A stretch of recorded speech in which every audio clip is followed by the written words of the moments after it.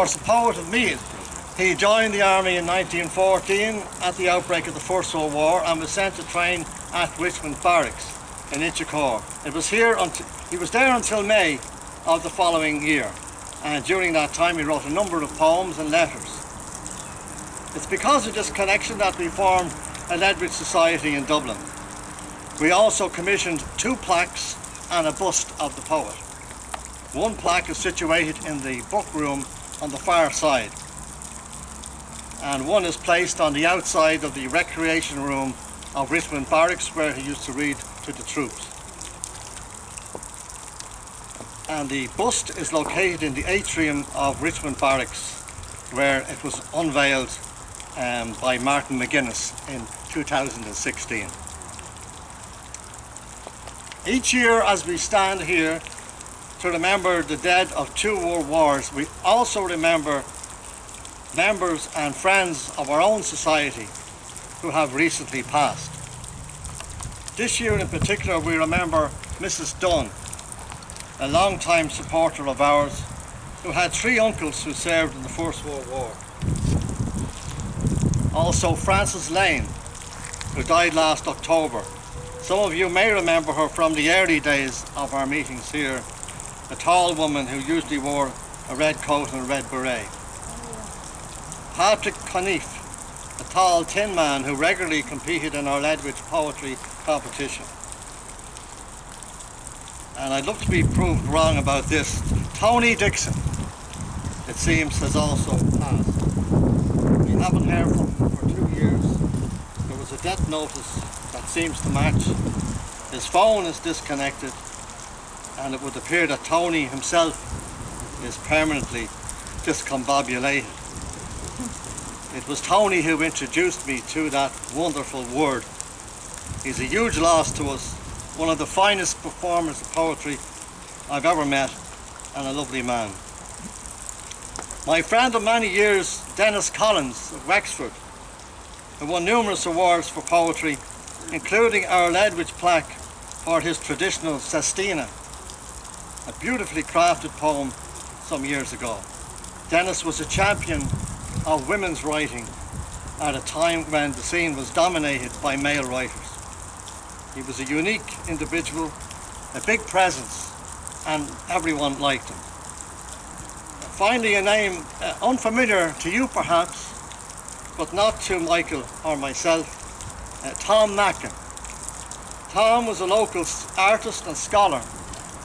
I would often, when researching, pay a visit to Tom, and he would be sure to give me a nudge in the right direction, a link to something I could follow. It was his suggestion 25 years ago that we might do something to honour the memory of Francis Ledwidge and his connection to Richmond Barracks. I'm going to read 2 poems in honour of Tom. The first is one not included in my collections, but of all the poems I showed to him, this was his favourite of mine. If you're ever in Ballyfermot around Christmas time, you'll notice a very brightly lit house on the corner of Markovich Park. Brightly lit, with no expense spared on every conceivable type of decoration. This woman lost a child, along with his friend, in a hit-and-run incident by youths in a stolen car. She puts on this display every Christmas for the children in the area in remembrance of her boy.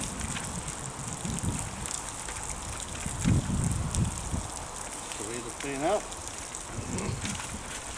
The wind has a mind of its own here. So Slán Óáile. I was kicking leaves, walking home, caught napping by the last bus. The rail of Markovich gave way, and suddenly I found myself at the corner of O'Hogan Road. Black plaque declared to me of death, of tragedy. Darrell O'Brien and Alan Moore aborted in their young lives there. Walking on into the ambered night, I no longer felt alone. It was as if I had grown old and little children held my hand. But as I turned up from the bridge, November shook me free again with a broadside to my senses that opened my awareness, wrecked my confidence. Mindful of yesterday's events, watchful of every approaching car, was that a faraway shout I almost heard, a warning cry. And would I? They did not. And the second poem, right, from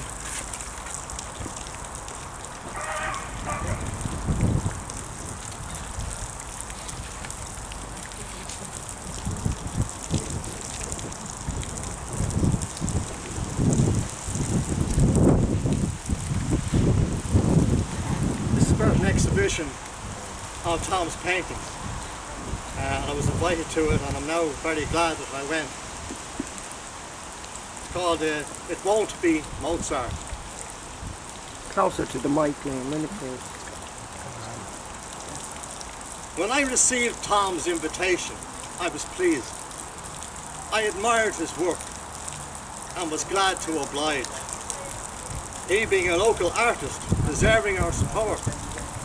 So I made my way to Farm Lee, accompanied by friends Peter and Michael. Well, the exhibition was fine, the crowd good, and the wine went down okay.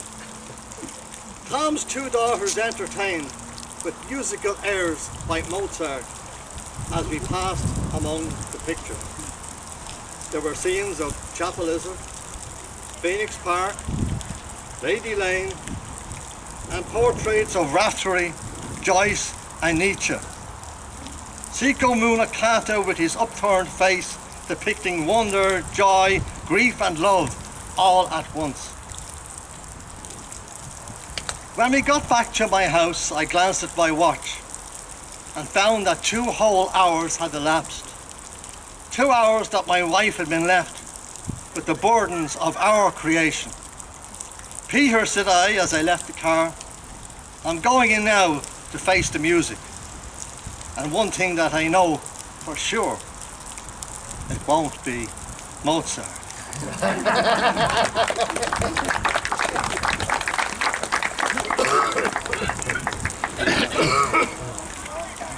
Okay.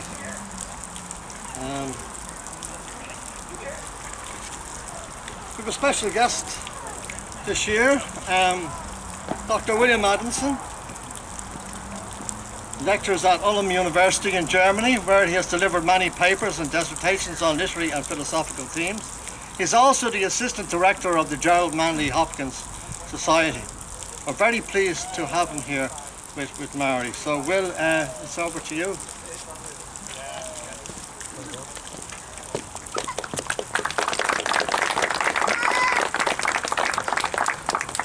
Thank you, Liam. And thank you, Liam, and the Ledwidge Society for inviting me down with Marie, my wife. It's always a great pleasure to see Liam. He comes up with riposte every year to the Hopkins. We missed Michael this year, but we look forward to seeing him next year to the Hopkins Final Festival Club evening, where they entertain us with poetry and song and music, and it's always a delight to have them with us. So thank you again. I'm reading a poem called The Hills, which is in the Songs of the Fields section of the complete poems. The sound is okay, I hope, yeah?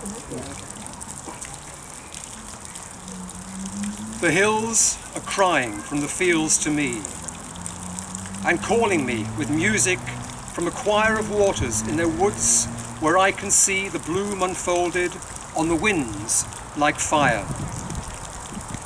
And as the evening moon climbs ever higher and blots away the shadows from the slope, they cry to me like things devoid of hope. Pigeons are home, day droops, the fields are cold.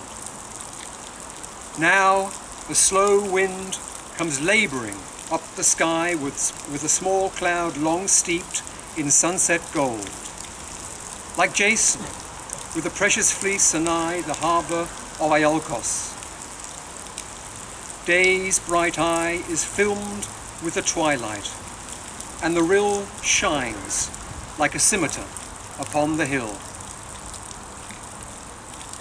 And moonbeams drooping through the coloured wood are full of little people, winged white. I'll wander through the moon-pale solitude that calls across the intervening night with river voices at their utmost height, sweet as rainwater in the blackbird's flute that strikes the world in admiration mute. Thank you.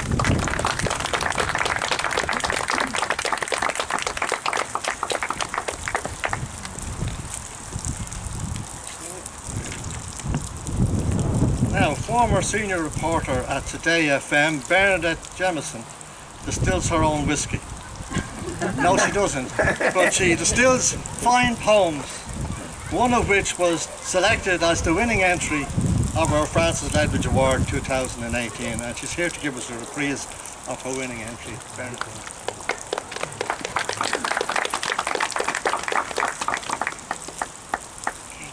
Can you hear me? Yeah.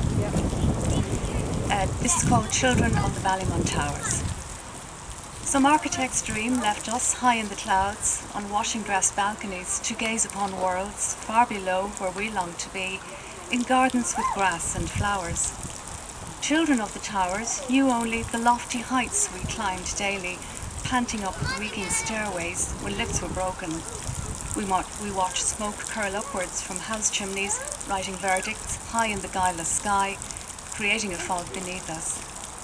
They've demolished the towers, but a presence remains up there of who we all once were, and memories hang between earth and sky. Now our feet find the ground cold and strange. We belong somewhere that is no more, refugees from the sky.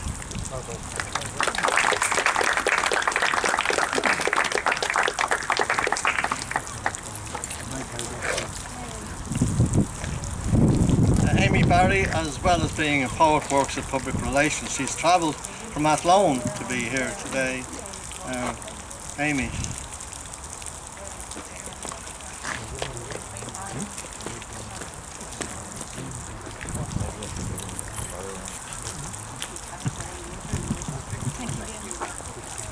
I wrote a very short poem. It's called Listen. Our bodies, mind and spirits battered, a map of pain, images, blood stirring, no arms, no legs, no genitals. We plant our landscape with peace, we sketch dreams with wings, emerge from our own ghosts, and we blanket our fears with faith in God. We swear by you, we exist, if you will only listen. My second poem will be by Richard Eldington, a favorite of mine. It's called The Lover. When he spoke of spears and desires he felt during combat. The lover.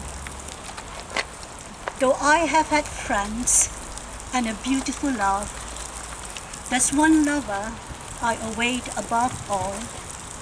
She will not come to me in the time of soft plum blossoms, when the air is gay with birds singing, and the sky is a delicate caress. She will come from the midst of a vast clamor, with a mist of stars about her, and great beckoning plumes of smoke upon her leaping horses. And she will bend me suddenly, clasp me. She will clutch me with fierce arms and stab me with a kiss, like a wound that bleeds slowly. But though she will hurt me at first, in her strong gladness, she will soon soothe me gently and cuss upon me, and unbreakable sleep softly forever. Thank you.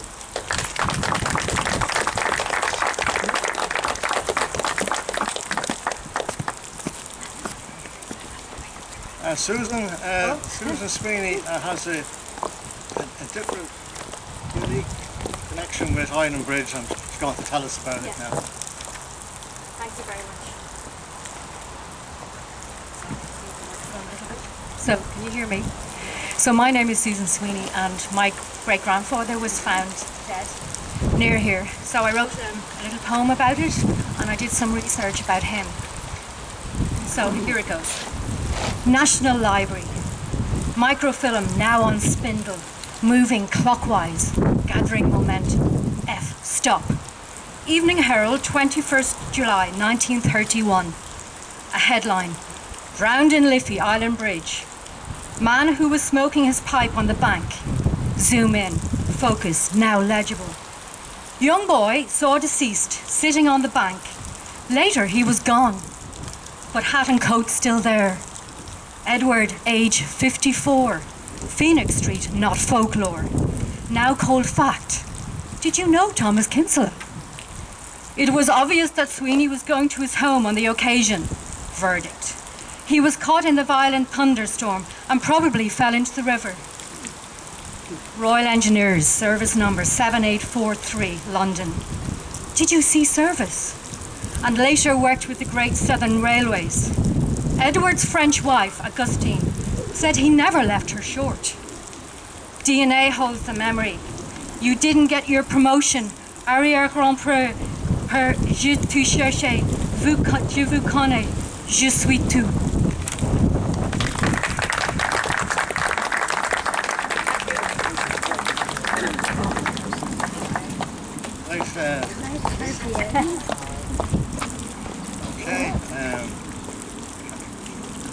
We'll have now a selection from our regular members and friends, beginning with Catherine Cullen, 2 times winner of the Ledwidge Award,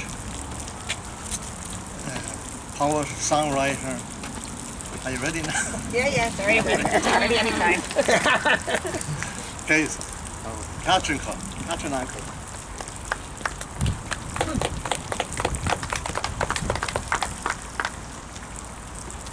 Hello, lovely to be here as always, and especially when it's dry, which it wasn't, I think, for the last 2 years. I'm just going to read my first time winner of the Ledwidge Award, because this poem seems to have lasted well. So it's called Scooter. Between our sure steps, you pick your way slowly at first, one foot ticking on the path, the other planted on your new scooter. Quickly, unexpectedly, you stutter into your stride till you are gliding feet together just ahead. While we exchange shy smiles of pride, you are suddenly farther on, heart-shockingly small beside the open road, a skater on cracked ice where big children knife by on bicycles. There's a flashback to that first crawl when the house bulged with dangers, the fireplace a bludgeon for your head, the table corner a spike for your eye, the kitchen a nerve centre of poisons and avalanches. Now we gasp into a run at your heedless happiness as you round the corner, as we round the corner, watching the gap widening.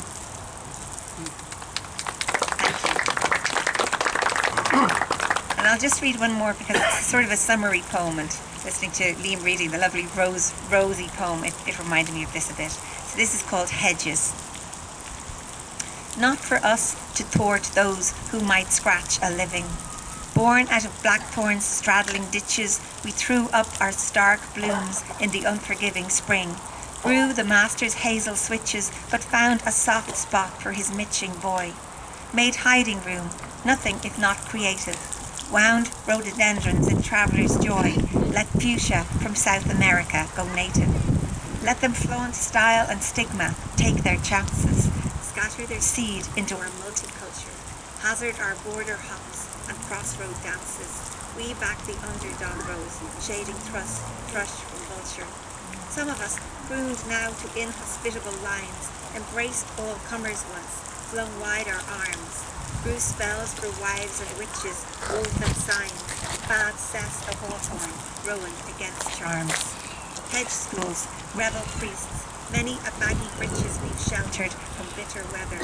We are community, the thin silk that stitches the threadbare fields together. Thank you. Should have dedicated that to me, Catherine, because I spend a lot of time cutting hedges. I will the next time. I'm going. I think we should all get hats like that, Catherine. I really that? like. What's that? Oh, the hat, yeah. What are you doing, Michael? I'm going to change the microphone. It's going to blow us all up now. We lost you. Do you want to sing while he's doing this? Yeah, will you do that, Peter? Peter Bourne! Singer extraordinaire. Anything at all? The Bruce. Okay.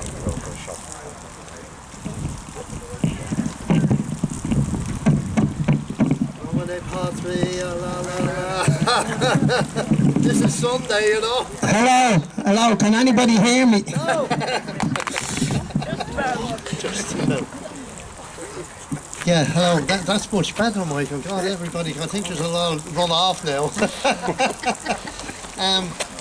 It's gorgeous listening to all the people that have spoken about their poetry and their writing. It's fabulous, absolutely. I never knew there was so much talent around, you know, that kind of way. But, so we'll just sing a little song and we'll give it a go. So, okay, here we go now.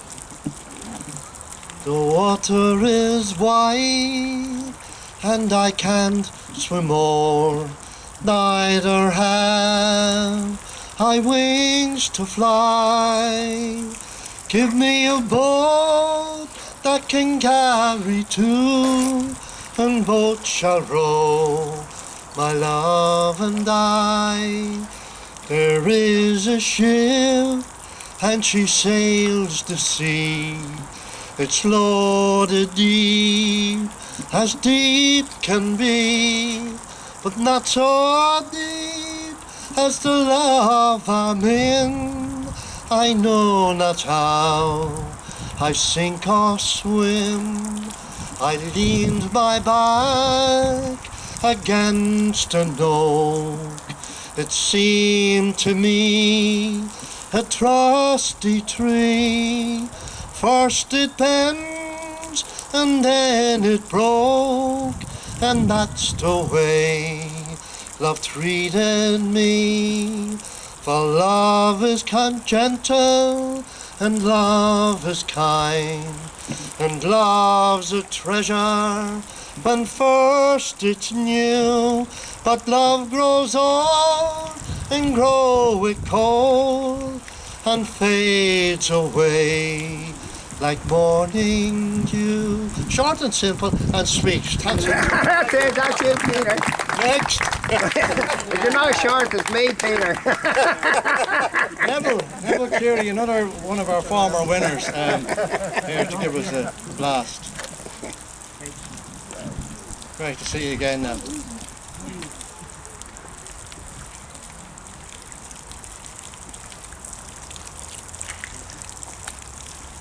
Thank you very much. Pull it down a bit, Peter. Yeah.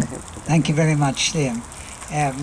I'd like to be associated with remembering people who are no longer here.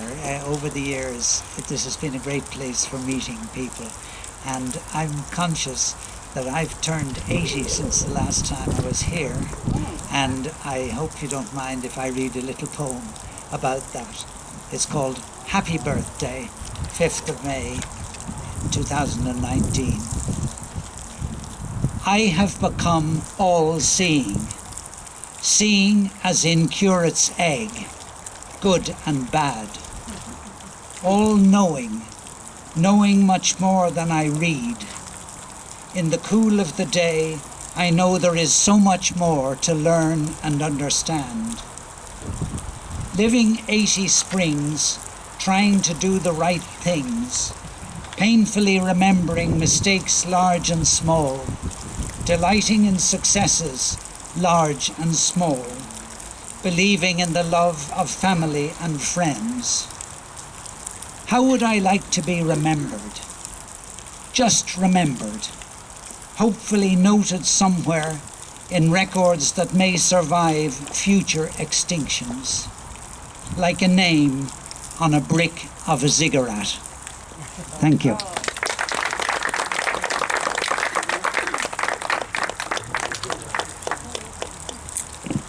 And now Pauline Hall. Thanks very much, Liam.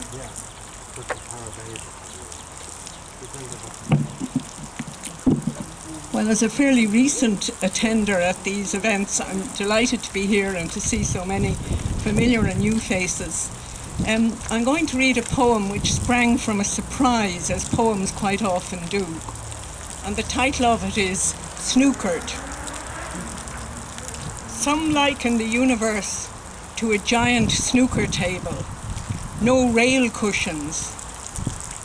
In the little universe of Ranelagh, Ken Doherty's home place, objects also speed and smash, glance and collision. Like the small and solid girl who hurtled into me. Pitched on the unforgiving pavement, my intact shell cracked, the forces spilling at my knee and hands. Spill too in my shout, look where you're going. And the mothers, Daisy, say sorry to the lady. Daisy's tights and dress are floral, her French plaits impeccable.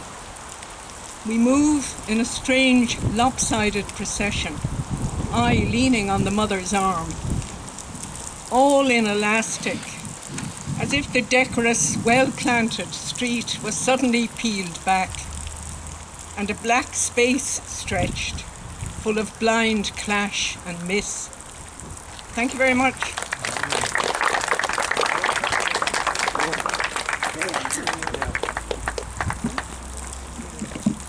Hold on, Michael. Rosemary is. Yeah, Rosemary Rowley to give us a poem. Thanks, Liam and Michael and everyone coming here. I've supported Ledwidge from the start. I remember learning the poem June when I was at school, and I think Liam read it so beautifully. So I'm not reading one of my own poems this time. I have 7 volumes, but I'm going to go back to the great poet Shakespeare, because we have something special to celebrate. We have the wedding of Neville and Pauline to celebrate next month. So it's shall I compare thee to a summer's day? Shall I compare thee to a summer's day? Thou art more lovely and more temperate. Rough winds do shake the darling buds of May, and summer's lease has all too short a date. Sometimes too hot the eye of heaven shines, and oft is his gold complexion dimmed, and every fair from fair sometimes declines, by nature's changing course untrimmed.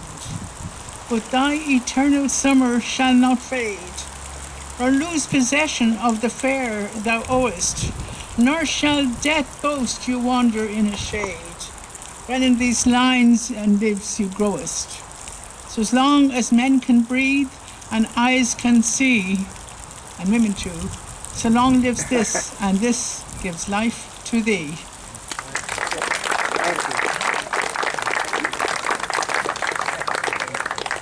Now, can we have Joan Sherry to give us a poem?